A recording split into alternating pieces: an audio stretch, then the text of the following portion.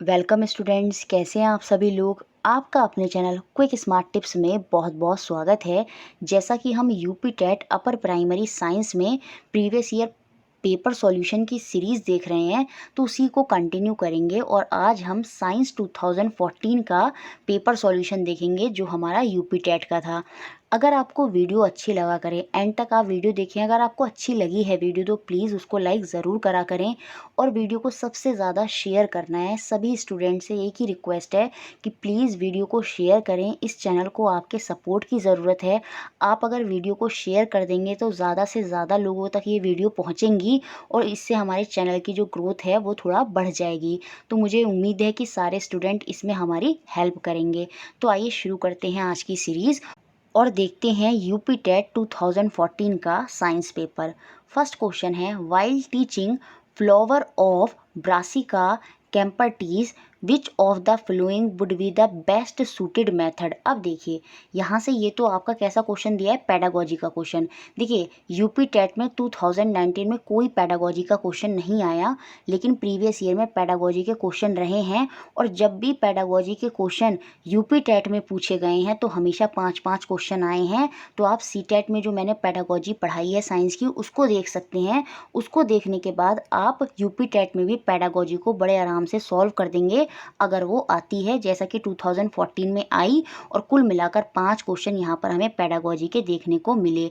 तो ये कह रहा है जो फ्लावर ऑफ ब्रासिका कैम्पर्टीज होता है, अगर उसको टीचर को पढ़ाना है तो कौन सा मेथड बेस्ट सूटेड होगा। और याद रखिए जो फ्लावर ऑफ ब्रासिका कैम्पर्टीज है ना, ये इसको क्या बोलते हैं, यही हमारा मस्टर्ड होता है, सरसों होता है।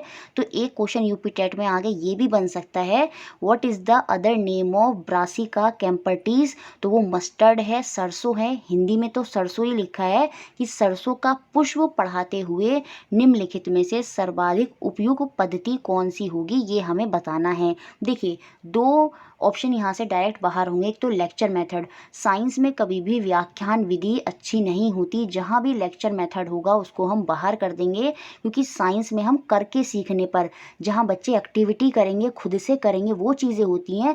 लेक्चर में बस क्या होता है, टीचर बोलता चला जाता है और बच्चा सुनता रहता है, वहाँ पर बच्चा एक्टिवली पार्टिसिपेट नहीं करता।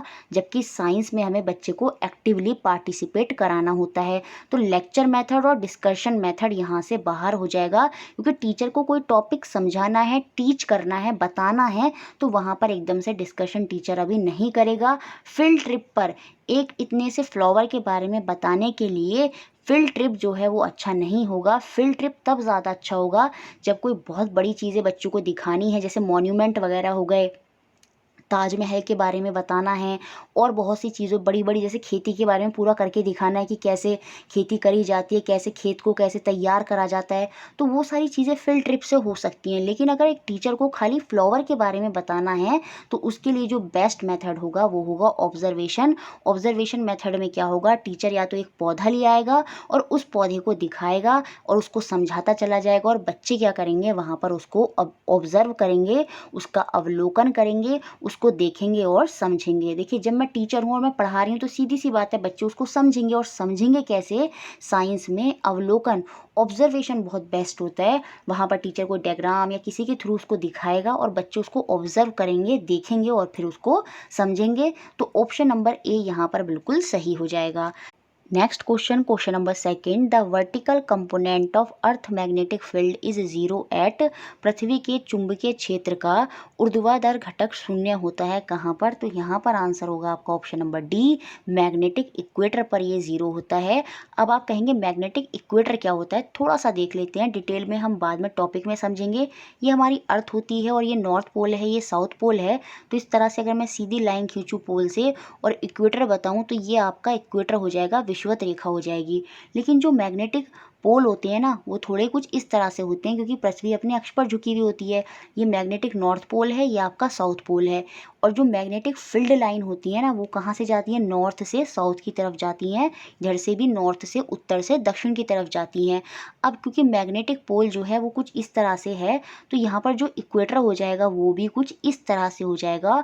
और ये वाला जो इक्वेटर है यही आपका मैग्नेटिक इक्वेटर है, और इसी पर जो मैग्नेटिक फील्ड है वो क्या होगा, आपका ज़ीरो होगा। ठीक है, तो ऑप्शन नंबर डी यहाँ पर क्या हो गया, सही हो गया। Next question, question number 3, which of the following is not activity based teaching method. फिर से पेडागोजी का क्वेश्चन है, निम्नलिखित में से कौन सी क्रिया आधारित शिक्षण विधि नहीं है। देखिए, क्रिया आधारित शिक्षण विधि क्या होंगी, जहाँ पर बच्चे एक्टिवली पार्टिसिपेट करेंगे, मुख्य रूप से बच्चों पर ध्यान दिया जाएगा, टीचर अपना मेन फोकस अपने ऊपर नहीं रखेगा, मेन फोकस होगा बच्चों पर, तो वो एक्टिविटी बेस्ड टीचिंग मेथड होते हैं और ये साइंस में बहुत ज़्यादा यूज़ होते हैं, जैसे डेमोन्स्ट्रेशन जहाँ टीचर प्रदर्शन करता है, ठीक है, ऑब्जर्वेशन मेथड बच्चे अवलोकन कर रहे हैं, टीचर समझाता जा रहा है, जैसे कोई एक्सपेरिमेंट कर दिखा रहा है तो बच्चे वहाँ उसको देख रहे हैं, ऑब्जर्व कर रहे हैं। ह्यूरिस्टिक मेथड होता है आपका, अन्वेषण विधि जिसे बोलते हैं, जहाँ पर बच्चे खुद से खोज करते हैं। लेक्चर मेथड जो होगा ना, ये कोई भी एक्टिविटी बेस्ड टीचिंग मेथड नहीं होगा, क्योंकि मैंने बताया था व्याख्यान विधि साइंस में कभी भी अच्छी नहीं होती, कभी भी लेक्चर टीचर नहीं देता है, या तो टीचर क्या करेगा, एक्सपेरिमेंट करेगा या ऑब्जर्वेशन कराएगा या बच्चों से खुद से करने को कहेगा, ये सारी चीज़ें साइंस में होती हैं, लेक्चर मेथड अच्छा नहीं होता। तो ऑप्शन नंबर डी ही यहाँ पर गलत होगा, यही आपका एक्टिविटी बेस्ड टीचिंग मेथड नहीं है। नेक्स्ट क्वेश्चन देखते हैं, question number 4, we use to perform which of the following to test a hypothesis. फिर से पेडागोजी का क्वेश्चन, किसी परिकल्पना को परीक्षण करने के लिए हम क्या करते हैं, जो परिकल्पना, जो विचार हमारे मन में आए हैं, जैसे अच्छा ये चीज़ इस तरह से हो सकती है, तो वो हमारी परिकल्पना है, तो उसको कैसे परफॉर्म करते हैं, एक्सपेरिमेंट कर परीक्षण कर। तो ऑप्शन नंबर ए ही यहाँ पर सही होगा, किसी भी परिकल्पना को परीक्षण कैसे करा जाता है, उसका एक्सपेरिमेंट कर। तो ऑप्शन नंबर ए ही यहाँ पर क्या होगा, सही होगा। Next question, question number 5, inquiry method is also known as. अन्वेषण विधि को किस और नाम से जाना जाता है, तो इसको हम ह्यूरिस्टिक विधि भी बोलते हैं। तो ऑप्शन नंबर सी यहाँ पर बिल्कुल सही होगा। अब देखिए, ह्यूरिस्टिक मेथड क्या होता है, इसमें टीचर बच्चे को एक प्रॉब्लम तो दे देता है, एक समस्या तो दे देता है, उसका समाधान नहीं बताता, गाइडेंस नहीं देता, बल्कि बच्चा को इंडिपेंडेंटली वो छोड़ देता है, बच्चा वहाँ पर खुद से प्रयास करेगा, खुद से खोज करने की कोशिश करेगा उस समस्या की, without the help of teacher. तो यही आपकी ह्यूरिस्टिक मेथड है, अन्वेषण विधि है, जहाँ पर बच्चा खुद से करता है, टीचर गाइड नहीं करता, बच्चा खुद से ही समस्या का समाधान करेगा। तो याद रखिए, इंक्वायरी मेथड आपका प्रॉब्लम सॉल्विंग मेथड नहीं है, समस्या समाधान विधि नहीं है। यहाँ पर क्या होता है, समस्या तो होती है, लेकिन समाधान क्या होता है, टीचर नहीं करेगा, समाधान उस समस्या का सॉल्यूशन निकालेगा कौन, बच्चा, और यही आपकी ह्यूरिस्टिक विधि होती है। तो ऑप्शन नंबर सी यहाँ पर सही है। Next question, question number 6, the projectors which are used to show opaque figures and pages of book are called. जिन प्रोजेक्टरों में अपारदर्शी चित्रों, पुस्तकों के पृष्ठों को दिखाया जाता है, उन्हें हम क्या कहते हैं, तो अपारदर्शी चित्रों को जिनके आर पार नहीं देखा जा सकता, ओपेक फिगर को देखने के लिए जिन प्रोजेक्टर का यूज़ होता है, उसे हम बोलते हैं एपिडायोस्कोप। तो ऑप्शन नंबर ए यहाँ पर बिल्कुल सही हो जाएगा, एपिडायोस्कोप। नेक्स्ट क्वेश्चन देखते हैं, question number 7, other than nucleus which cellular organelle contain DNA. केंद्रक के अलावा किस कोशिकीय अंगन में डीएनए होता है, तो डीएनए आपका माइटोकॉन्ड्रिया में भी होता है। तो ऑप्शन नंबर सी यहाँ पर सही हो जाएगा। याद रखिए, इंपॉर्टेंट क्वेश्चन है, आपके न्यूक्लियस के अलावा, जो आपकी कोशिका के केंद्र में न्यूक्लियस है, उसके अलावा डीएनए और कहाँ है, डीएनए माइटोकॉन्ड्रिया में ही होता है, और माइटोकॉन्ड्रिया को ही हमारा कोशिका का क्या बोलते हैं, पावर हाउस बोलते हैं। एनर्जी जो होती है वो यहीं पर बनती है, यहीं पर स्टोर होती है, और सेल को जो एनर्जी चाहिए होती है वो यहीं से ट्रांसफ़र होती है, इसलिए हम इसको power house of the cell भी बोलते हैं। एक बात और आप याद रखेंगे, जो राइबोसोम होते हैं, यहाँ पर प्रोटीन का सिंथेसाइज होता है, तो प्रोटीन का सिंथेसाइज कहाँ होता है, वो राइबोसोम में होता है। और पावर हाउस किसे बोलते हैं, माइटोकॉन्ड्रिया को बोलते हैं। और डीएनए और कहाँ होते हैं, वो भी आपके माइटोकॉन्ड्रिया में ही होते हैं। तो ऑप्शन नंबर सी यहाँ पर बिल्कुल सही है। Next question, question number 8, which is the formula of potash Alam. Potash फिटकरी का सूत्र हमें बताना है, तो ये आपको सीधा सीधा याद करना होगा। ऑप्शन नंबर सी यहाँ पर बिल्कुल सही है, K2SO4 Al2SO4 3 24H2O, यही आपका पोटाश आलम का सूत्र है, फॉर्मूला है। नेक्स्ट क्वेश्चन देखते हैं, question number 9, person taking rich diet of ascorbic acid will not suffer from. जो व्यक्ति एस्कॉर्बिक अम्ल वाला अधिक आहार लेता है, उसको कौन सा रोग नहीं होगा। एस्कॉर्बिक एसिड का दूसरा नाम या कहें एस्कॉर्बिक एसिड किसे कहते हैं, हम विटामिन सी को ही एस्कॉर्बिक एसिड कहते हैं। और जब आप विटामिन सी अच्छी मात्रा में लेते हैं तो आपको कभी भी स्कर्वी नहीं होगा। जो दांतों की समस्या, मसूड़ों का फूलना, मसूड़ों से खून आना, वो आपका स्कर्वी होता है और वो विटामिन सी की कमी से होता है। और विटामिन सी को ही हम एस्कॉर्बिक एसिड कहते हैं। तो यहाँ पर जो आंसर होगा वो आपका ऑप्शन नंबर सी होगा। अब देखिए जो रिकेट्स होती है ना, ये विटामिन डी की कमी से हो जाती है। हड्डियों का कमज़ोर हो जाना विटामिन डी के लिए जिम्मेदार होता है और विटामिन डी की कमी से ये होता है। और विटामिन डी का दूसरा नाम क्या होता है, कैल्सीफेरॉल। याद रखिए विटामिन डी का दूसरा नाम क्या होता है, कैल्सीफेरॉल। सेम ऐसे ही बेरी जो होता है वो विटामिन बी की कमी से होता है। और विटामिन बी का दूसरा नाम होता है आपका थाइमीन। विटामिन बी वन का दूसरा नाम होता है आपका थाइमीन। और विटामिन ए का दूसरा नाम क्या होता है आपका, रेटिनॉल। वो भी आप याद रखेंगे। तो यहाँ पर आंसर ऑप्शन नंबर सी है। नेक्स्ट क्वेश्चन देखते हैं, question number 10। Which is vestigial organ in man. मनुष्य में कौन सा अंग अवशेषी अंग होता है। देखिए वेस्टिजियल ऑर्गन क्या होते हैं, जो हमारे शरीर में ऐसे ऑर्गन हैं जिनका कोई यूज़ नहीं है, जो बेकार के ऑर्गन हैं। जैसे आपका अपेंडिक्स हो गया, जैसे कान की एक हड्डी हो गई, ठीक है, और आपके जो पलकें हो गई वो हो गई, और जो आपकी छोटी वाली उंगली होती है सबसे, वो भी एक्स्ट्रा ही है, माना जाता है ये इस तरह से। तो ये आपके अवशेषी अंग हैं जिनका आपको यूज़ नहीं है। जैसे आपकी जो अक्कड़ दाढ़ होती है पीछे वाली, वो भी मतलब ज़्यादा यूज़ की नहीं मानी जाती है। तो ये सारे ऑर्गन क्या होते हैं, वेस्टिजियल ऑर्गन होते हैं। तो यहाँ पर हमें बताना है कौन सा वेस्टिजियल ऑर्गन है मैन में, मनुष्य में। तो वो आपकी पीना मसल्स हो जाएगी, जो कि आपकी कान की मसल्स होती है और ये एक्स्ट्रा होती है। तो ऑप्शन नंबर ए ही यहाँ पर बिल्कुल सही होगा। Next question, question number 11। Which one of the following are a coelomate animal. निम्नलिखित में से कौन सा एक अगूहिक जंतु है। देखिए सीलोम, COELOM, सीलोम के बेसिस पर एनिमल को बांटा जाता है। ये सीलोम क्या होता है, जो एनिमल होते हैं उनकी बॉडी और जो एलिमेंट्री कैनाल होती है उसके बीच में जो फ्लूइड भरा हुआ होता है, जो द्रव भरा हुआ होता है, जो स्पेस होता है, वही आपका सीलोम कहलाता है। और इस सीलोम के बेसिस पर ही एनिमल को बांटा जाता है। सबसे पहले होते हैं आपके असीलोमेट एनिमल। ये असीलोमेट एनिमल क्या होते हैं, जिनके बॉडी वॉल और एलिमेंट्री कैनाल के बीच में कोई स्पेस नहीं होगा, कोई फ्लूइड जो है, द्रव जो है भरा हुआ नहीं होगा, वही आपके असीलोमेट एनिमल होते हैं। जैसे प्रोटोजोन्स हो गए, वहाँ पर कोई भी डाइजेस्टिव फंक्शन की बात नहीं होती है, तो वो आपके क्या होते हैं, असीलोमेट होते हैं। उनके एलिमेंट्री कैनाल और बॉडी वॉल के बीच में कोई भी स्पेस नहीं होता, कोई भी फ्लूइड नहीं होता, तो वो आपके असीलोमेट है। ऐसी पोरीफेरा, वो भी आपका एसीलोमेट है। तो यहाँ पर पूछ रहा है कौन सा एनिमल यहाँ पर एसीलोमेट है। तो यहाँ पर ऑप्शन नंबर डी जो हो जाएगा, प्लेटीहेल्मिंथ। ये भी आपका क्या होता है, ये भी आपका एसीलोमेट ही एनिमल होता है, प्लेटीहेल्मिंथ। तो ये भी एसीलोमेट है। तो ऑप्शन नंबर डी यहाँ पर बिल्कुल सही हो गया। Next question, question number 12। Which of the following is not a protein. निम्नलिखित में से कौन सा प्रोटीन नहीं है, ये हमें बताना है। देखिए जो कैरेटीन होता है ये हमारी हेयर ग्रोथ में, हेयर सेल में होता है, तो ये तो एक प्रोटीन है। ऐसे ही जो हमारा फाइब्रोइन होता है, ये हमने प्रोटीन के बारे में पढ़ा था कब, जब हमने सिल्क वॉर्म के बारे में प्रैक्टिस सेट में क्वेश्चन देखे थे। तो वहाँ पर भी मैंने बताया था जो फाइब्रोइन होता है, जब सिल्क मिलता है हमें सिल्क वॉर्म से, तो वहाँ पर कौन सा प्रोटीन होता है, वहाँ पर फाइब्रोइन प्रोटीन होता है। तो ये भी एक टाइप का प्रोटीन होता है।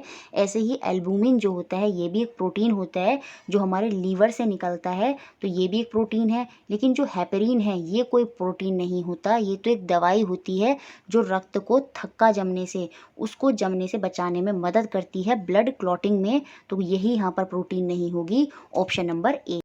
Next question, question number 13। Which type of centrum is found in the vertebrae of mammal. स्तनियों के कशेरुक में किस प्रकार का सेंट्रम होता है, मतलब रीढ़ की हड्डी में किस प्रकार का सेंट्रम होता है, वो दोनों तरफ से सीधा होता है। और इसे ही हम क्या बोलते हैं, एम्फीप्लाइटन बोलते हैं, उभयपट्टित बोलते हैं। तो ऑप्शन नंबर ए यहाँ पर बिल्कुल सही है। Next question, question number 14। In the absence of light what will increase. प्रकाश की अनुपस्थिति में क्या बढ़ेगा। तो ऑप्शन नंबर बी यहाँ पर सही होगा, इलोंगेशन ऑफ इंटरनोड।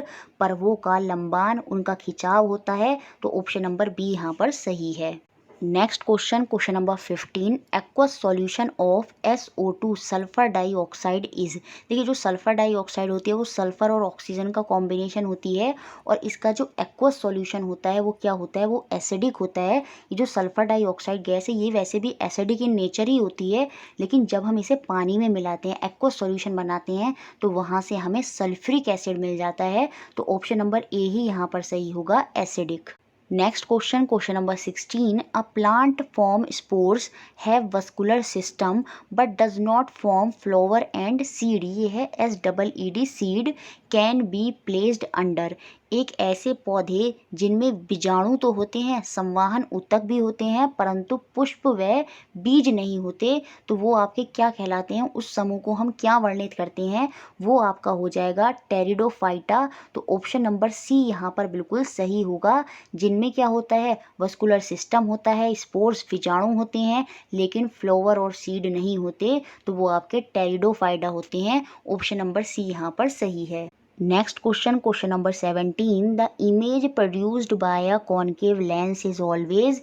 एक अवतल लेंस से बनने वाला प्रतिबिंब कैसा होता है, वो हमेशा आपका आभासी होता है, वर्चुअल होता है। तो ऑप्शन नंबर सेकंड यहाँ पर सही होगा। सीटेट के प्रैक्टिस सेट में हमने बहुत करे हैं ये। तो कॉनकेव लेंस से जो इमेज होगी वो हमेशा वर्चुअल होती है, जबकि अगर मैं कॉनकेव मिरर और कॉन्वेक्स लेंस की बात करूं, किसकी, कॉन्वेक्स लेंस की बात करूं, तो उसमें जो इमेज होती है वो आपकी वर्चुअल भी होती है और रियल भी होती है, और इनके बारे में हमने पहले ही बहुत अच्छे से पढ़ रखा है। तो ऑप्शन नंबर सेकंड यहाँ पर बिल्कुल सही है।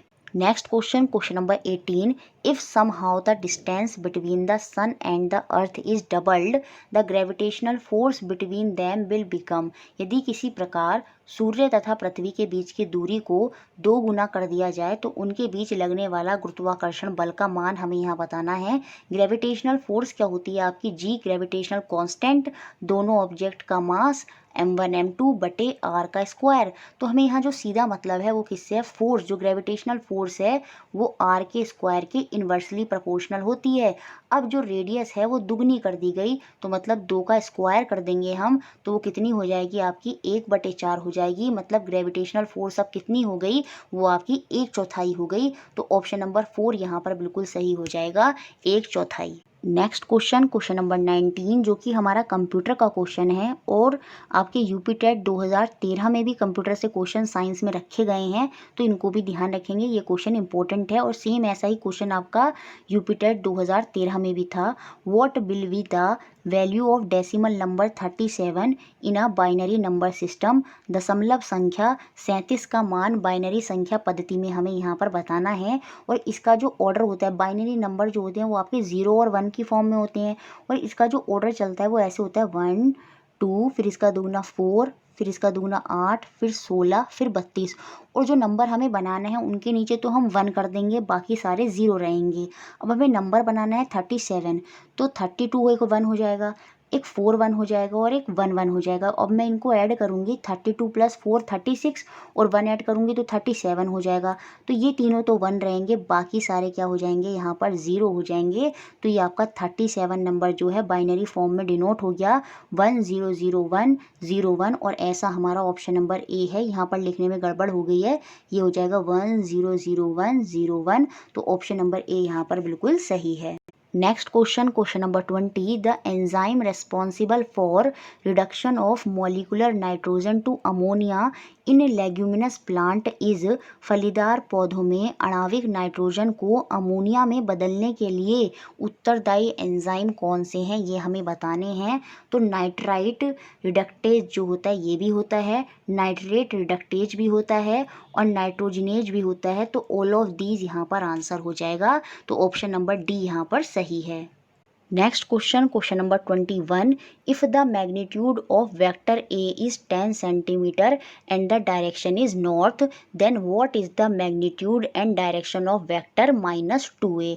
यदि किसी वेक्टर ए का परिमाण 10 सेंटीमीटर तथा दिशा उत्तर है, तो वेक्टर -2a का परिमाण और दिशा मुझे यहाँ पर बतानी है। देखिए फिजिक्स में अगर हम किसी भी वैल्यू की बात करते हैं तो वो मैग्नीट्यूड होता है। जैसे अगर मैं बोलती हूँ मास किसी भी ऑब्जेक्ट का द्रव्यमान मास जो है वो 10 केजी है, तो वो 10 केजी क्या है, मैग्नीट्यूड है। तो मैग्नीट्यूड क्या होता है, फिजिक्स में जब हम न्यूमेरिक वैल्यू की बात करते हैं, जैसे स्पीड है 40 किलोमीटर प्रति घंटा, तो वो 40 किलोमीटर प्रति घंटा क्या है, वो मेरा मैग्नीट्यूड हो गया स्पीड का।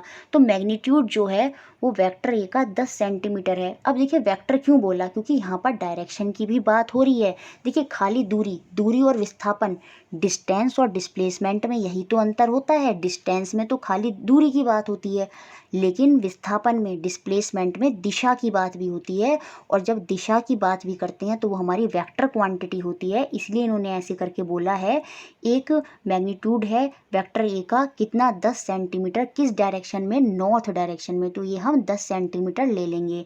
उसके बाद कह रहा है what is the magnitude and the direction of vector -2a। अब हमें -2a आना है विपरीत दिशा में। देखिए मैं दोबारा से बना देती हूँ इसको। मैं 10 सेंटीमीटर ऊपर गई तो ये मेरा ए हो गया नॉर्थ में, ठीक है, क्योंकि मैंने दिशा भी कंसिडर करी है। तो ये इस पर इस तरह से एरो लग जाएगा, क्योंकि ये वेक्टर क्वांटिटी है जहाँ पर मैं दिशा की बात भी कर रही हूँ।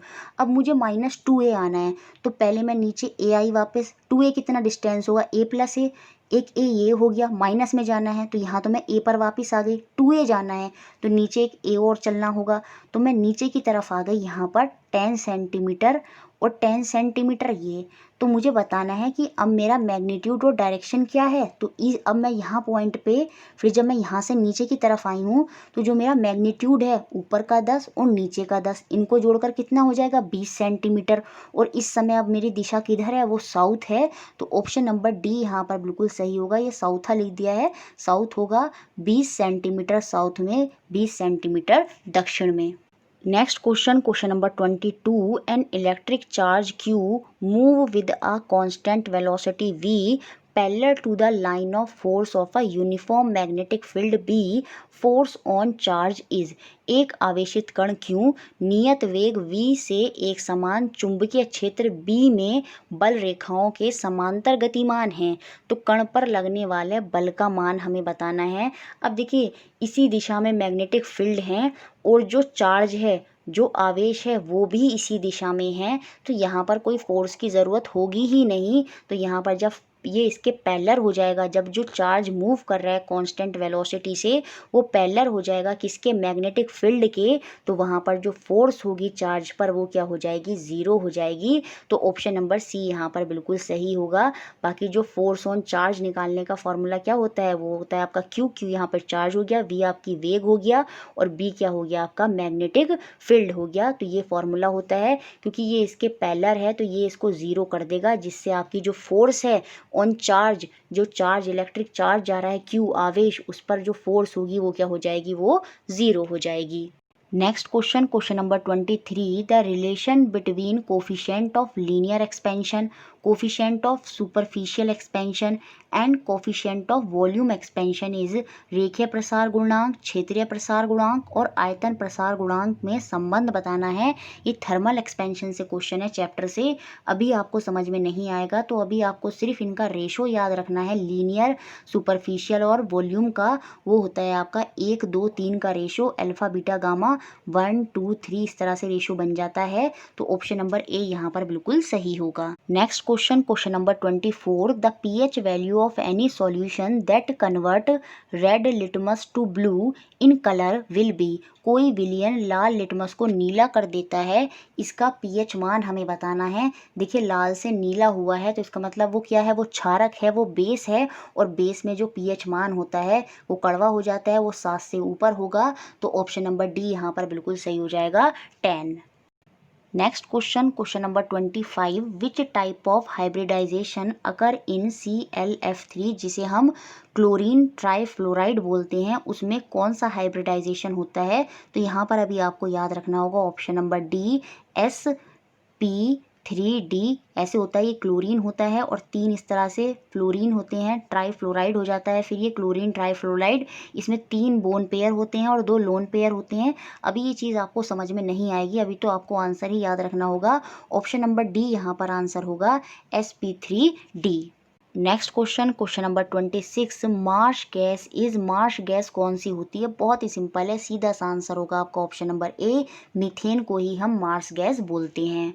Next question number 27, rusting of iron is, जंग लगना एक प्रक्रिया है क्या? ये आपकी ऑक्सीडेशन रिएक्शन होती है, ऑक्सीकरण अभिक्रिया होती है, जिसमें क्या होता है, आयरन आपका रिएक्ट करता है किसके साथ, एयर और वाटर के साथ, और क्या बनाता है, आयरन का ऑक्साइड बनाता है, जिसे ही हम जंग बोलते हैं, रस्ट बोलते हैं। तो ये कैसी रिएक्शन है, ये आपकी ऑक्सीडेशन रिएक्शन है। तो ऑप्शन नंबर बी यहाँ पर बिल्कुल सही होगा।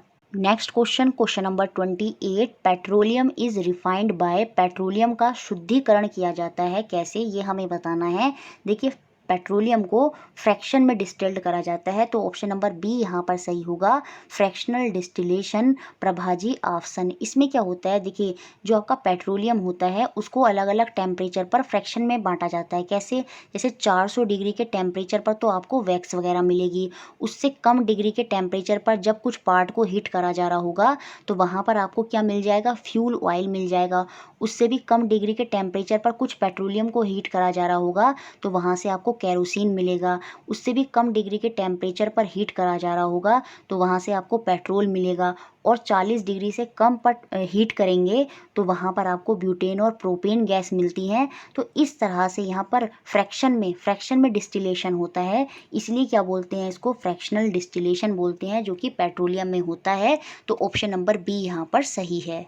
नेक्स्ट क्वेश्चन नंबर 29, और इसको आपको याद ही करना होगा, which one of the following is known as Baeyer's reagent, इनमें से कौन बेयर अभिकर्मक के नाम से जाना जाता है, ये हमें बताना है। ये आपका पोटेशियम पैरामैग्नेट होता है, वो भी क्षारीय है। तो यहाँ पर ऑप्शन नंबर ए बिल्कुल सही होगा, dilute alkaline solution of potassium paramagnet. Potassium paramagnet का क्षारीय तनु विलयन ही आपका क्या कहलाता है, बेयर्स रेजेंट कहलाता है। तो ऑप्शन नंबर ए यहाँ पर बिल्कुल सही है। Next question number 30, the current I flowing through the cell in the given circuit is, हमें बताना है कितना करंट इसमें फ्लो कर रहा है पूरे सर्किट में, जिसका जो सेल है, जिसका इंटरनल रेसिस्टेंस जो है वो ज़ीरो है। Internal resistance of cell is zero, cell का आंतरिक प्रतिरोध जो है वो शून्य है। तो इस सर्किट में, इस परिपथ में हमें करंट को बताना है। अब यहाँ पर रेसिस्टेंस लगे हुए हैं, एक रेसिस्टेंस जो है वो आपका सीरीज में है और दो क्या है, ये पैरेलल में है। सीरीज में क्या होंगे, वो लाइन से एक साथ लगे होंगे, तो उनको तो हम डायरेक्ट जोड़ देते हैं। जैसे यहाँ पर सपोज होता है 2 ओम का रेजिस्टेंस, यहाँ पर 2 ओम का रेजिस्टेंस और यहाँ पर 1 ओम का रेजिस्टेंस। तो अगर मैं टोटल रेजिस्टेंस की, टोटल प्रतिरोध की बात करती तो 2 + 2 + 1 हो जाता, तो यहाँ पर 5 हो जाता, और ये कहलाता है आपका सीरीज कनेक्शन। लेकिन यहाँ पर ये पैरेलल में भी है, तो पहले इसे सीरीज में लेकर आएंगे, और पैरेलल के केस में जो टोटल प्रतिरोध होगा, टोटल रेजिस्टेंस होगा, वो क्या होता है, 1/R1 + 1/R2, जितने भी रेजिस्टेंस उसमें लगे हुए हैं। यहाँ पर 2 रेजिस्टेंस हैं, तो 1/R1 + 1/R2। तो यहाँ पर जब हम ऐड करेंगे तो 1/2 ओम, तो पहला वाला रेजिस्टेंस तो 2 ओम का है, ऐसे दूसरा वाला रेजिस्टेंस 1/2 वो भी 2 ओम का है, और इनको ऐड करेंगे तो 2/2 निकल कर आएगा, और इनको कट करेंगे तो ये यहाँ पर निकल कर आ गया कितना, 1 ओम। तो ये हमारा टोटल अब कितना बन चुका है, 1 ओम बन गया है। ये 2 ओम है, ये 1 ओम है, अब ये सीरीज में हो गया है, तो हम डायरेक्ट जोड़ देंगे 2 ओम में कितना, 1 ओम जोड़ देंगे, तो हमारा जो रेजिस्टेंस होगा, जो प्रतिरोध होगा, वो कितना हो जाएगा, वो 3 ओम हो जाएगा। अब यहाँ पर हमें करंट बताना है, तो करंट जो होता है, आई को किससे बताते हैं, वोल्टेज अपॉन रेसिस्टेंस। तो वोल्टेज कितना है, यहाँ पर हमारा 6 वोल्ट का सेल है, तो वोल्टेज तो हमारा 6 हो गया, और जो हमारा रेसिस्टेंस है जो हमने अभी निकाला था वो कितना था, वो हमारा 3 था, और इसको जब हम कट करेंगे तो यहाँ से जो हमारा करंट है वो कितना निकल कर आ जाएगा, वो हमारा 2 एम्पियर निकल कर आ जाएगा। तो ऑप्शन नंबर सी यहाँ पर बिल्कुल सही होगा, 2 एम्पियर का करंट जो है वो इसमें फ्लो कर रहा है। यहाँ पर जो रेसिस्टेंस है वो हमने निकाल लिया था, 3 ओम था, और जो वोल्टेज है वो हमारा 6 है, 6 से 3 को डिवाइड करा तो कितना आया, 2 आया। तो करंट जो फ्लो कर रहा है इसमें वो 2 एम्पियर का है। ठीक है, अब देखिए जो करंट का मात्रक होता है वो भी यहाँ से समझ में आ जाएगा, वो कितना होता है, वो करंट का मात्रक जो होता है, एसआई मात्रक, वो एम्पियर होता है। और जो रेसिस्टेंस है उसका एसआई मात्रक क्या होता है, ये जो साइन है ये ओम होता है। OHM। तो ओम जो होता है वो रेसिस्टेंस का मात्रक होता है और करंट का मात्रक जो होता है वो आपका एम्पियर होता है। तो इस तरह से ये 30 क्वेश्चन थे जो यूपी टेट साइंस 2014 में पूछे गए। मुझे लगता है सारे क्वेश्चन आपको समझ में आ गए होंगे। दोस्तों प्लीज़ अगर वीडियो अच्छी लगी है तो लाइक ज़रूर करना है, बहुत मेहनत लगती है इसको बनाने में। शेयर सबसे ज़्यादा करना है क्योंकि सपोर्ट आपका इस समय बहुत चाहिए। तो प्लीज़ शेयर भी ज़रूर करें और अगर किसी ने सब्सक्राइब नहीं किया है तो वो भी कर लें और इसी तरह हमारे साथ जुड़े रहें। Thank you for watching.